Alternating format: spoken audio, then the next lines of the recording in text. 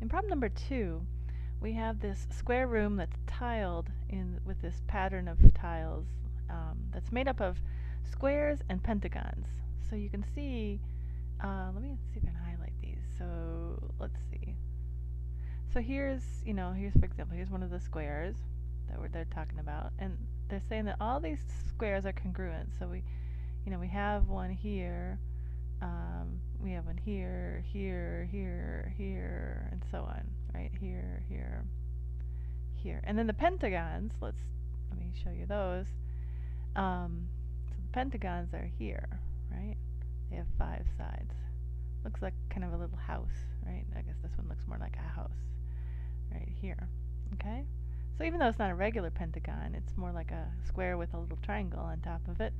But, it's 5-sided, so it's a pentagon.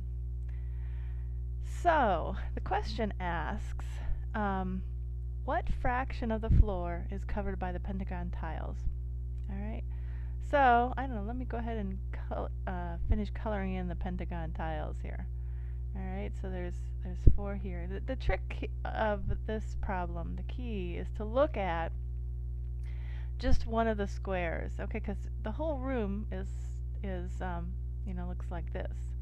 But within this pattern, there's a square. Here, let me get a different color. There's a square here, right? So there's a square right here, okay? Alright, and then, so this square just repeats. You can see it again here, and over here, down here, here, here. So there's 9 of those squares that are made up of pentagons and squares. Alright, so when you see the pentagon colored in like this, squares and pentagons, you can probably see a little better what the fraction is. So because these just repeat over and over, so the fraction of this one square will be the same as the fraction of the whole room, right? Because we're just repeating that same square, the whole square, 3 across and 3 down. Alright, so if you look here, I'm going to switch back to black. If you look here, you can actually break these 4 pentagons into 5 squares. So if I draw lines like this, okay, then I have a square, square, square, square, and in the middle, which is the top of all these pentagons, you can see I have another square, right? I'll color it in. If I get rid of those lines in the middle, you can see better that it's a square, right?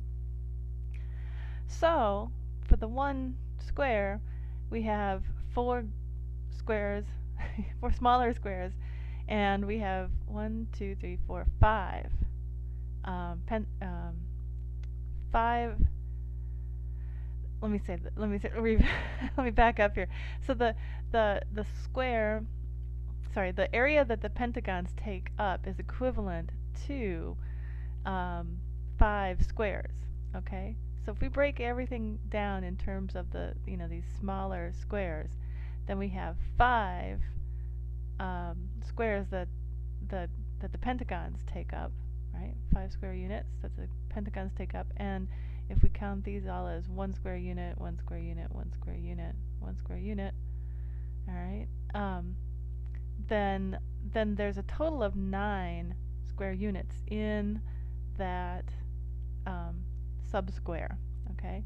And then we have 9 subsquares, right? 1, 2, 3, 4, 5, 6, 7, 8, and then 9, of course. So 9 subsquares, okay?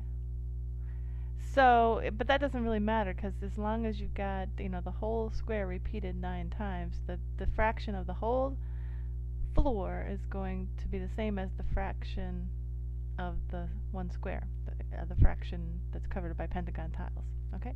So, the answer is that 5/9 of the area is covered by the pentagon tiles, pentagon tiles. And 4/9 of it then would be covered by the square tiles. So, there you go. The answer to the question is 5/9.